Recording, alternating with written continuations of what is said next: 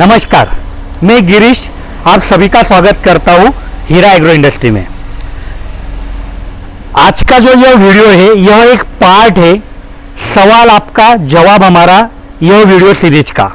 तो यह video series में मैं क्या करता हूं कि जो कोई किसान भाई अच्छे सवाल हमारे कमेंट में पूछते हैं हमारे वीडियो के बारे में, हमारे प्रोडक्ट के बारे में या खेती के बारे में, तो उनका मेरे हिसाब से जवाब देने की मैं कोशिश करता हूं। तो अगर आपके भी मन में कोई सवाल है तो आप कमेंट में पूछिए, उसका जवाब मैं देने का कोशिश करूंगा। और आज का वीडियो चालू करते हैं। तो आज का पहला सवाल है, कई किसान भाई मुझे यह कमेंट में पूछते हैं कि कोई भी सवाल पूछे तो एक तो आप कोई इंजीनियर का नंबर दे देते हैं, तो ऐसा क्यों? या कई किसान भाई गुस्से में भी बोलते हैं कि यही जवाब दीजिए, मतलब कमेंट में ही जवाब दीजिए। तो मैं कैसे जवाब दे पाऊंगा, क्योंकि हर सवाल अलग रहता है, हर किसान भाई की दिक्कत अलग रहती है। और बिना सोचे समझे, बिना आपकी परिस्थिति समझे अगर हम जवाब दे भी देंगे तो आपको चलेगा क्या? फिर आपका प्रॉब्लम सॉल्व होगा क्या? जैसे कि एक उदाहरण के तौर पे मैं बताता हूं कि अगर दो किसान भाई है, मतलब दोनों के सवाल एक ही है रेंगन के बारे में कि 20 HP की मोटर है और उसके ऊपर रेंगन चलेगी क्या? तो इसका जवाब मैं हाँ ना या चलेगी में जवाब दे दूंगा। और मान लीजिए एक किसान भाई के यहाँ तो मतलब पाइपलाइन के ऊपर कोई दबाव नहीं था तो चल गई, लेकिन दूसरे किसान भाई के यहाँ ज्यादा चढ़ था, पाइपलाइन मतलब मोटर से आपकी रेंगन ऊंचाई पे थी और वहां पे बिना सोचे समझे मैंने जवाब दे दिया चलेगी, तो फिर पाइपलाइन में कोई दिक्कत आई तो चलेगा क्या? तो इसीलिए मैं सभी किसान भाइयों को बोलता हूं कि हमारा जो कॉल सेंटर है जो सुबह 8 से शाम 6 बजे तक खुला रहता है, उस पर हमारे इंजीनियर अवेलेबल रहते हैं। आप उनसे कॉल कीजिए, उनसे बराबर इंफॉर्मेशन दीजिए, उनसे सवालों के जवाब पाइए, फिर एक अच्छे से सब डिजाइन हो जाता है, प्लान हो जाता है, फिर आपको दिक्कत आएगी नहीं। तो इसी के साथ दूसरा सवाल मैं लेता हूं। दूसरा सवाल वही था जो मैंने एग्जांपल में लिया था कि 20 HP के ऊपर रेंगन चलेगी क्या? तो जरूर चलेगी। एक्चुअली 3 HP, मिनिमम 2 HP या 3 HP पे रेंगन चलती है। 20 HP यह बड़ी मोटर है तो उसका पानी भी ज्यादा रहेगा, उसके ऊपर ज्यादा रेंगन चल सकती है। तो किसान भाई जो भी बड़े मोटर के ऊपर रेंगन चलाना चाहते हैं उन्होंने बाईपास का इस्तेमाल करना चाहिए। तो बाईपास कैसे करना इसके ऊपर ऑलरेडी वीडियो है, आप सर्च में देख लीजिए। और वहां पे प्रेशर रिलीज वाल्व लगवाना चाहिए, क्योंकि प्रेशर अगर बढ़ जाएगा तो रेंगन या पाइपलाइन को दिक्कत हो सकती है। तो प्रेशर रिलीज वाल्व अगर आप लगवाएंगे तो प्रेशर बढ़ेगा नहीं और आपको सबको मतलब पाइप को सेफ्टी मिलेगी, रेंगन को सेफ्टी मिलेगी और जरूर वहां पे रेंगन सक्सेस रहेगी। तो अगला सवाल मैं लेता हूं, वो मतलब जिन्होंने पूछा उनका वहां पे नाम दिख रहा था नेचुरल वे। तो उन्होंने पूछा है I have a 1 HP motor, उनके पास 1 HP की मोटर है और वो ड्रिप इरिगेशन करना चाहते हैं 1 एकड़ के लिए, और उनके खेत में विहीर है, ठीक है? तो वो कर पाएंगे क्या? तो जरूर कर पाएंगे।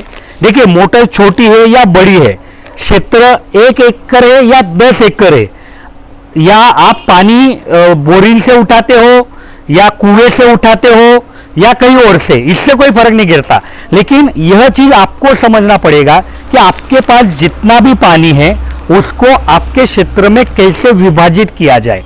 मतलब मान लीजिए आपने ड्रिप लगवा दी, ठीक है, और ड्रिप में कॉक लगवाने पड़ते हैं, बॉल वॉल बोलते हैं टेक्निकल भाषा में, उसको फ्लो कंट्रोल वॉल बोलते हैं, वो लगवाने पड़ते हैं। तो मान लीजिए आपके पास इतना पानी कि एक साथ पूरे 1 एकड़ को आप सिंचाई कर सकते हैं, तो कोई दिक्कत ही नहीं, बढ़िया है। अगर मान लीजिए पानी ज्यादा है तो आपको कुछ पानी बाईपास निकालना पड़ेगा। अगर मान लीजिए पानी कम है तो फिर आपको आधा एकड़ को पहले सिंचाई करना पड़ेगी, वो होने के बाद दूसरे आधा एकड़ को करनी पड़ेगी। तो इस हिसाब से आपको सोचना पड़ेगा।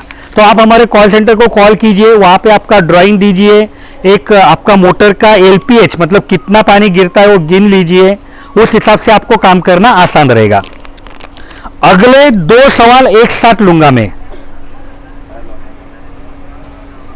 तो एक मतलब दोनों भी सवाल केचुआ खाद के बारे में है। एक किसान भाई का नाम उधर लिखा था मपारनी रानेरी और दूसरा किसान भाई थे भूपेंद्र कुमार। तो जो पहले किसान भाई थे उन्होंने पूछा था मुझे केचुए चाहिए खाद बनाने के लिए, 1 या 2 बेड उनको लगवाना है, तो केचुए मिलेंगे या नर्सरी मिलेगी। और दूसरे किसान भाई ने आगरा से है, जो दिल्ली के पास ताजमहल है वो गांव से, आगरा से, तो उनको भी केचुए का चाहिए थे। उन्होंने पूछे कि कैसे मिलेंगे और 1 किलो में कितने केचुए आएंगे। तो देखिए, आपको 1 बेड लगवाना है या 2 बेड लगवाना है। अगर आप हमसे बहुत लंबे से, तो हम यहाँ से अगर जिंदा केचुए भेजेंगे तो वो ट्रांसपोर्ट में 8 दिन 10 दिन में तो मर जाएंगे। तो जो किसान भाई मतलब हमसे दूर है, उनको हम केचुए नहीं बेचते हैं, उनको हम केचुआ नर्सरी बेचते हैं।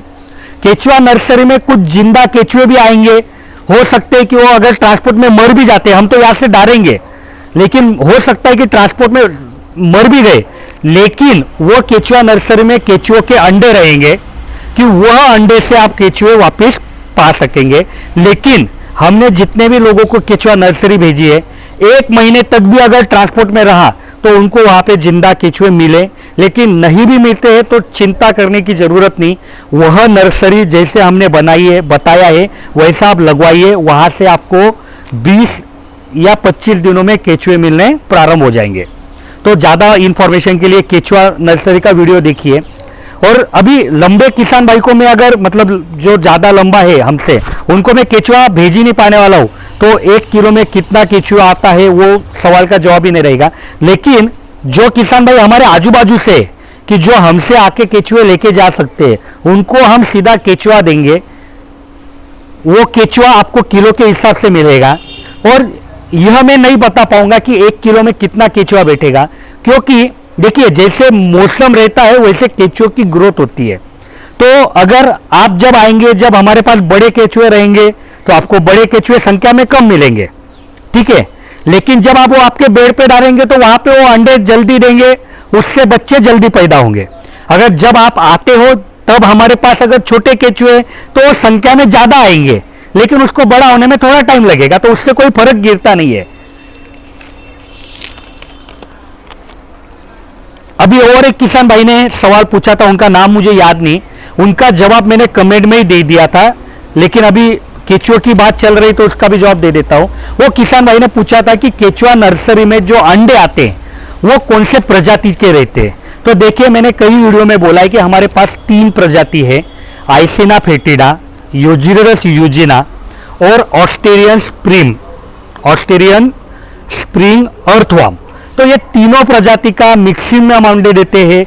जब भी आप हमसे कुछ खरीदते हैं तो हम मिक्सिंग में देते हैं, क्योंकि देखो तीनों भी प्रजाति भारत में बहुत ज़्यादा सक्सेस है, तो अलग अलग इन्वायरमेंट में आपको अलग अलग केचुए फायदेमंद रहते हैं। अगला सवाल ड्रिप के बारे में है। तो यह किसान भाई का नाम है रामा कुमार विश्वकर्मा।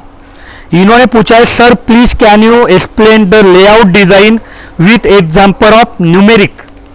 मतलब इनको ड्रिप के बारे में कुछ समझना है, तो वो बोलते हैं कि नंबर के साथ समझाओ। तो मैं उनको रिक्वेस्ट करूंगा कि आपका जो भी खेत है उसका लेआउट आप हमारे इंजीनियर को भेजिए या कमेंट में बताइए, तो वही डिजाइन वही नंबर लेके मैं आपको एक्सप्लेन कर पाऊंगा, तो आपको ज्यादा समझ में आएगा। और यह वीडियो यहाँ खत्म होते, सवाल मेरे पास खत्म हो गए, लेकिन यह वीडियो भी रेगुलर बेसिस पे आएगी। अगर आपको कोई भी वीडियो देखने के बाद मन में डाउट है तो आप जरूर पूछिए, उसका जवाब मैं देने का कोशिश करूंगा। और अगर आपको लगता है कि यह वीडियो से आपको फायदा मिलता है तो यह वीडियो को लाइक कीजिए और ज्यादा से ज्यादा किसान भाइयों को शेयर कीजिए। धन्यवाद।